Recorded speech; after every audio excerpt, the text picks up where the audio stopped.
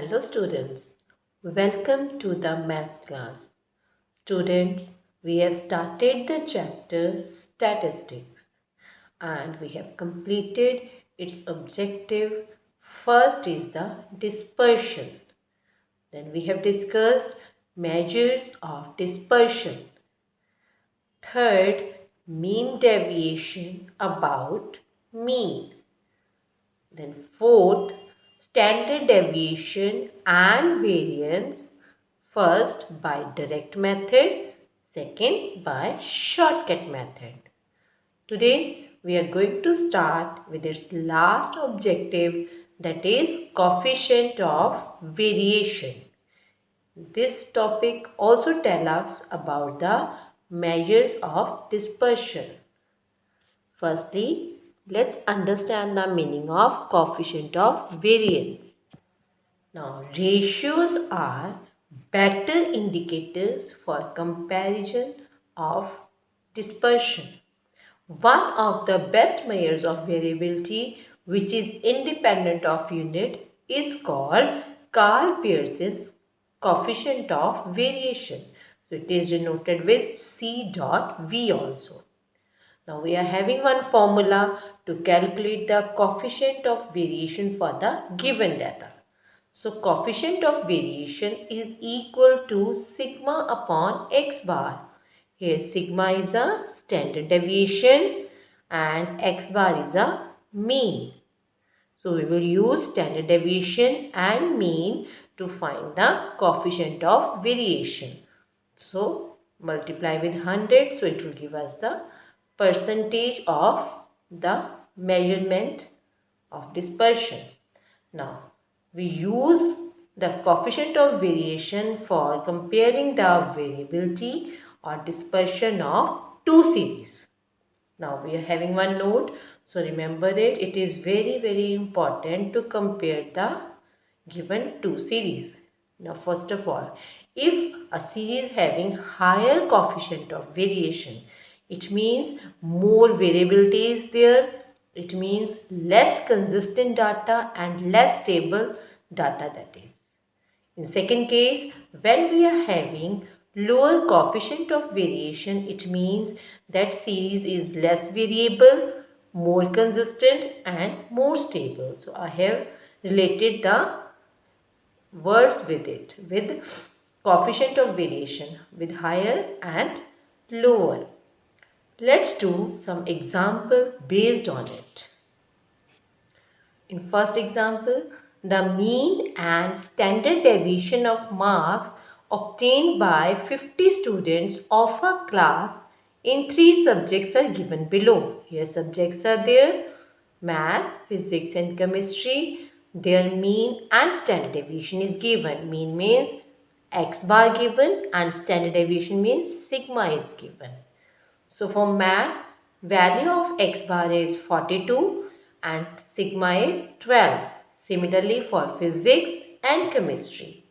Now, which of these three subjects show highest variability in marks? Now we have to check the variability which is highest in marks and which show the lowest. We have to check two things: which subject having higher variability in marks and which subject having lower variability. So whenever we have to check the variability, it means we have to find their coefficient of variation. Now we will apply the formula in three cases. Now first of all, for maths, coefficient of variation formula written sigma upon x bar into 100. So from the given data, we have to put the value of x bar and sigma. So we get 12 upon 42 into 100. On calculation, we get 28.57 for maths. Similarly, in the physics, coefficient of variation, firstly write down the formula, then put the values of sigma and x bar. Value of sigma is 15 and x bar is 32. So, 15 upon 32 into 100. On simplifying, we get 46.87. Now, in chemistry also, value of sigma is 20 and x bar is 40.9. So, when you put the value, 20 upon 40.9 into 100. So on simplifying, we get 48.49. Now from the calculation, you can easily find out which subject has highest variability and which is having the lowest variability. So highest value is in the case of chemistry and lowest is in the case of maths. So hence variability of marks in chemistry is highest and variability of marks in maths is lowest. So in this way we can do the comparison. Let's do one more example based on it. Find the coefficient of variation in marks awarded by two judges and interpret the result. Here performances are there 1, 2, 3, 4, 5, 6 and 7. On the 7 performances, two judges have awarded the marks. So these are like this. So now we have to find the coefficient of variation in marks that is awarded by two judges. So here again we will find the coefficient of variation for both the judges one by one. Let's start the calculation for P first. Firstly, we have written the marks awarded by P in the ascending order. So here, firstly, it is like this 40, 41, 42, 43, 44, 45 and 46. Firstly, let's find their mean. So, and adding all these numbers, we are getting 301. So, these are the 7 marks. So, for Judge P, mean is equal to x bar equal to 301 upon 7. So, on solving, we get mean is equal to 43. Now, for finding the standard deviation, we are having a formula under root of summation x minus x bar whole square upon n. So, we have to find this value. Firstly, find the difference from the mean, then square and then add. So, let's do the calculation according to it. Firstly, we are having a value of x bar, that is a mean. Now, we will find the deviation. So, x minus x bar, here x bar is 43. So, 40 minus 43 it is minus 3, 41 minus 43 it is minus 2, 42 minus 43 it is minus 1, 43 minus 43 it will be 0, then 44 minus 43 it is 1, 45 minus 43 2 and 46 minus 43 it is 3. Now we have to square it. So on squaring we will get 9, 4, 1, 0, 1, 4, 9. And on adding all these numbers we get the sum as 28.